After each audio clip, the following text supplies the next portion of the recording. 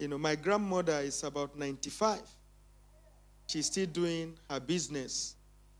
She's doing little trade. Now, I don't know whether he can still do the calculation very well. If you give her 500 naira and bought something of 80 naira, I don't know.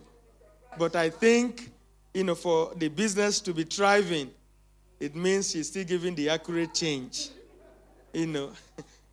If she's not giving the accurate change by now, her business would have collapsed.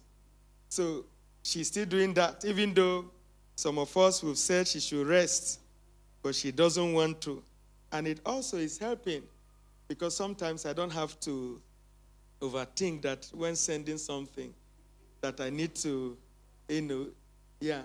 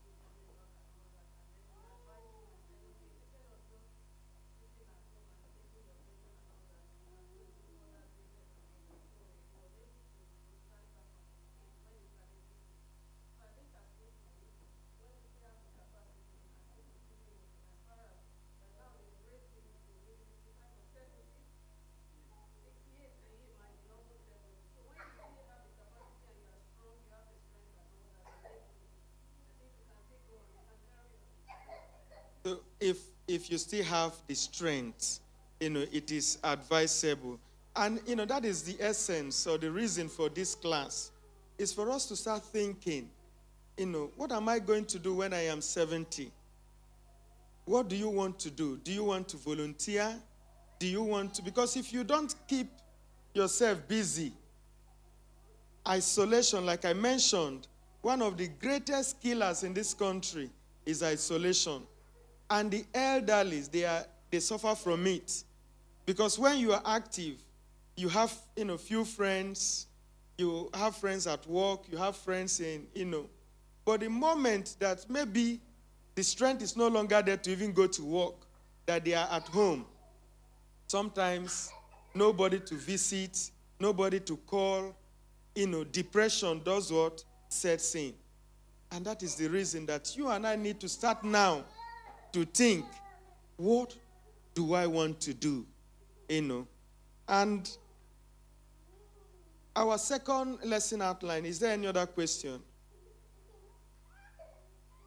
Our second lesson outline says what to do in retirement.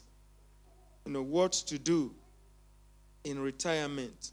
And it says that retirement from active service does not translate to retirement from God's service.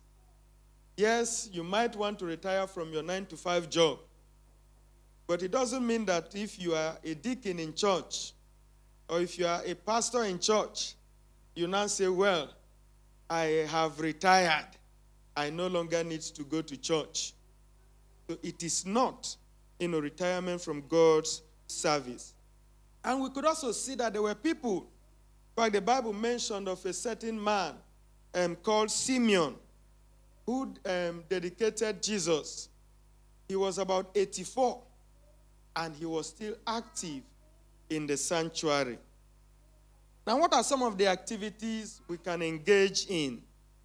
One, it says we can continue to minister in fasting and prayers. We can continue to minister in fasting and prayer.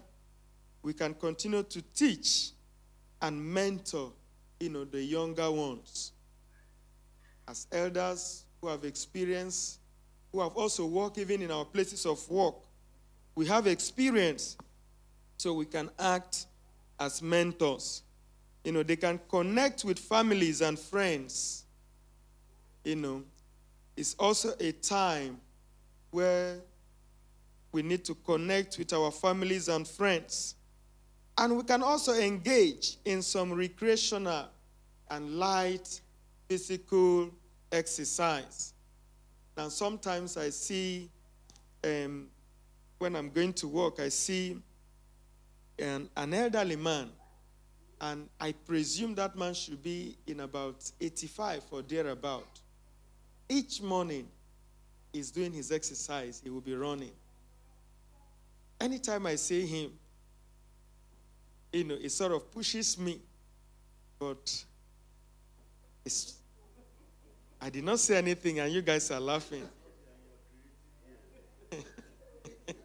Now, like I said, the man is challenging me to do what? To run. The fact that I'm in my creative year does not mean I shouldn't exercise, But that is what, the Bible is also saying. If you've got the strength, so retirement shouldn't be a situation where we just sit down in our living room, cross our legs, and start watching television. You will get tired. You watch soap opera and the rest. In fact, you will watch news. They are a news type. It will bore you. Because most of the things you even see in news these days, they are quite depressing. If it's not war, it is a sickness. It is an epidemic. So it will depress you. You and I need to think about activities. And it also says that we can engage